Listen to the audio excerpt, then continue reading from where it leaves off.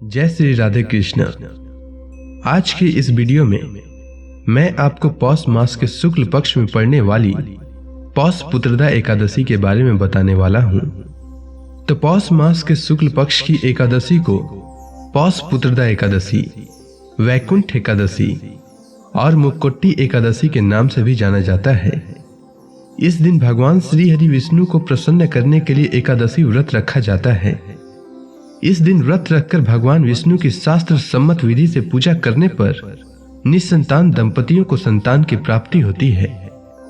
शास्त्रों में इस व्रत को महत्वपूर्ण माना गया है। इस व्रत को रखने से योग्य संतान की कामना पूर्ण होती है। वहीं ये व्रत संतान को हर परेशानी से बचाने वाला माना गया है। मान्यता है कि एकादशी व्रत करने वाले को किसी और देवी देवता की आराधना करने की जरूरत नहीं पड़ती। इस दिन दीपदान करने का भी बहुत महत्व है। विष्णु भक्तों को इस दिन व्रत रखते हुए श्री हरि की सच्ची आस्था एवं निष्ठा पूर्वक पूजा अर्चना एवं आरती करनी चाहिए।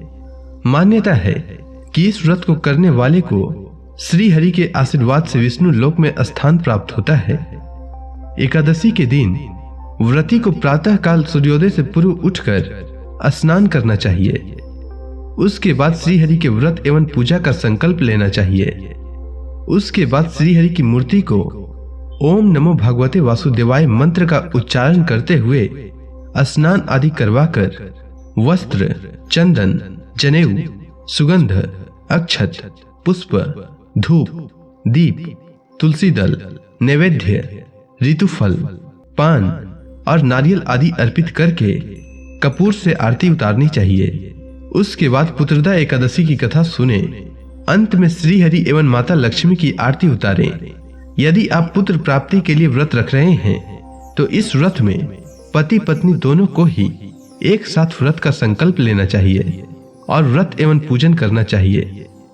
इस पूजा के बाद भगवान कृष्ण के बाल स्वरूप की भी पूजा करनी चाहिए। इस बार पौष शुक्ल पक्ष में पड़ने वाली एकादशी यानी पुत्रदा एकादशी 13 जनवरी 2022 को है। अब बात करें शुभ मुहूर्त की, तो पौष पुत्रदा एकादशी का आरंभ 12 जनवरी 2022 को शाम 4:51 से होगा और पौष पुत्रदा एकादशी की समाप्ति 13 जनवरी 2022 को शाम 7:35 तक होगा। अब जो लोग पौष पुत्रदा एकादशी का व्रत रखना चाहते हैं तो वे व्रत 13 जनवरी गुरुवार के दिन रखेंगे। इस दिन सूर्योदय का समय सुबह 7:15 रहेगा और सूर्यास्त का समय शाम 5:44 रहेगा।